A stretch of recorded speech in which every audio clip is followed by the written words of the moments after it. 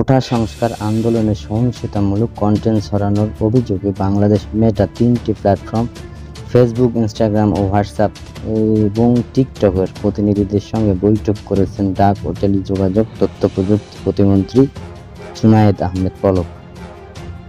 বৈঠক শেষে পলক বলেন, আর কোনো বিধিনিষেধ নেই।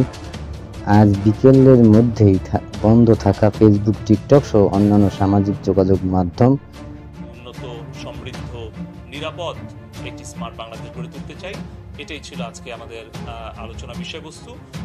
আপনাদের সকলকে আন্তরিক ধন্যবাদ এবং কৃতজ্ঞতা। এবং সব শেষে আমরা বলতে চাই যে আমরা আজকে বিকালের মধ্যে আমরা যে সকল সোশ্যাল মিডিয়া প্ল্যাটফর্মে আমি আনুষ্ঠানিকভাবে আজকে আপনাদেরকে জানাতে চাচ্ছি যে আজকে আমরা সেই বিধিনিষেধ আমরা প্রত্যাহার করে নিচ্ছি এবং বাংলাদেশে আমাদের সাইবার স্পেসে আমরা ফেসবুক, টিকটক এবং ইউটিউবের কার্যক্রম পরিচালনা করতে আর কোনো আমরা বাধা রাখছি না। এটা সম্পূর্ণভাবে সবগুলো অ্যাপ্লিকেশন আমরা ওপেন করে দিচ্ছি। সবাইকে ধন্যবাদ। জয় বাংলা। জানা গেছে, Meta, Facebook, WhatsApp, Messenger, Instagram, Singapore Asia সদর দপ্তরের সঙ্গে অনলাইন প্ল্যাটফর্মের এই বৈঠক অনুষ্ঠিত হয়েছে।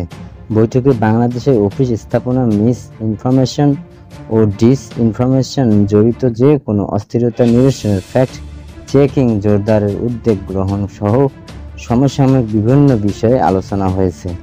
এর আগে গত 28 জুলাই সাম্প্রতিক কোটা সংস্কার আন্দোলনের সময় কিছু ভিডিও কন্টেন্টের ব্যাপারে ফেসবুক, ইউটিউব ও টিকটককে চিঠি দিয়ে তলব করে সরকার